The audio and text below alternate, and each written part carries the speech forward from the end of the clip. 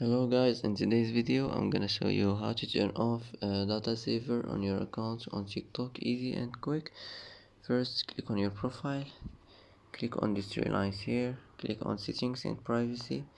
Now here you will find data saver as you see here, and now all you have to do is click like this and it will be turned off.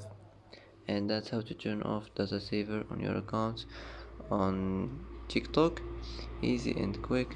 And that's it for today. And that's it for today's video. If you like this video, don't forget to like and don't forget to subscribe. And I hope this video is helpful for you. And thanks for watching till the end, and see you in the next video.